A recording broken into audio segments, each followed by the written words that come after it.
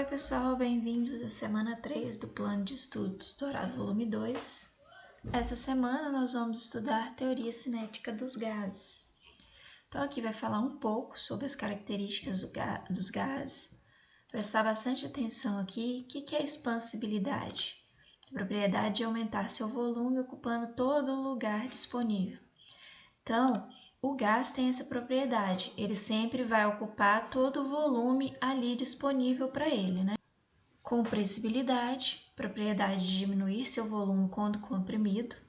Dilatabilidade, propriedade de dilatar com a variação da temperatura. Então, o aumento da temperatura faz com que o gás dilate. Miscíveis, um gás sempre se mistura uniformemente em outros gases. Bastante atenção nessas características aqui. Então, o gás sempre vai ocupar todo o volume no qual ele está inserido ali. Aqui, ele vai falar sobre as variáveis do gás. Então, a gente tem a temperatura, que tem que ser medida em Kelvin, tá? Quando vocês forem fazer as contas, vocês têm que converter para Kelvin. Volume, pressão.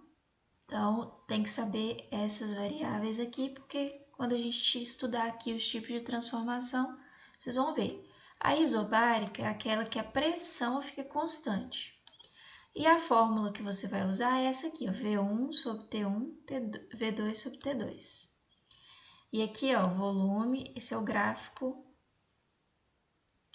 por tempo, temperatura. E aqui a isotérmica, que é quando a temperatura fica constante. Aí vocês vão usar a seguinte fórmula se vocês tiverem a temperatura constante. P1 vezes V1 igual a P2 vezes V2. Esse é o gráfico de pressão por volume.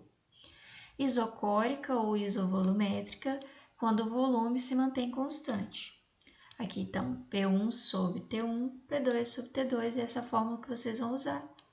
E essa aqui é a variação, né, de pressão por temperatura. Muita atenção aqui, porque na questão 4 e na questão 5 vocês vão usar essas fórmulas. Aqui, por exemplo, na questão 4, ele vai fazer algo que o volume esteja constante. Então, vai ser aqui isovolumétrica ou isocórica, né? Então, essa é a fórmula que você vai usar.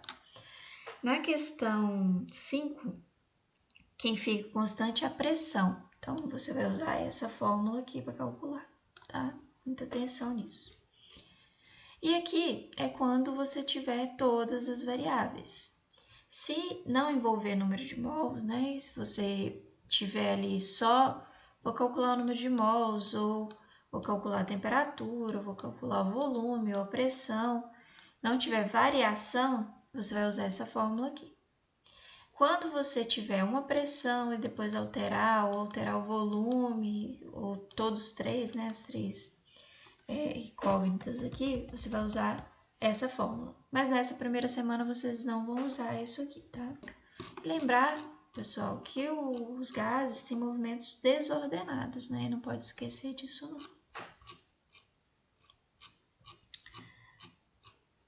A questão 1, você vai explicar sobre essa propriedade aqui. Ocupa toda a capacidade do recipiente que a contém. Qual que é essa capacidade que ele tem? Tá lá em cima, foi a primeira que eu citei para vocês das características dos gases, que é a expansibilidade. Então, você vai falar que é a expansibilidade e explicar sobre isso. E aqui apresenta densidade bastante inferior à do líquido. O que vocês têm que lembrar aqui? Densidade, fórmula de densidade é massa dividido pelo volume, né? Se você tem a mesma massa, então vamos supor que no estado líquido e gasoso, eles têm a mesma massa lá de uma determinada substância. No estado líquido, o volume é menor. Então, se o volume é menor, a densidade do líquido vai ser maior.